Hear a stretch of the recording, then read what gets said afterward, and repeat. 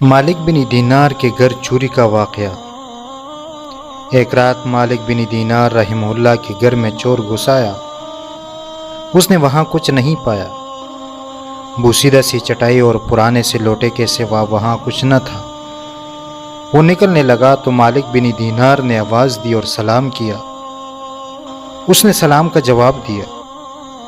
مالک نے کہا، تمہیں یہاں دنیا تو ملی نہیں، تو کیا آخرت کا کچھ سامان پسند نہیں کرو گے؟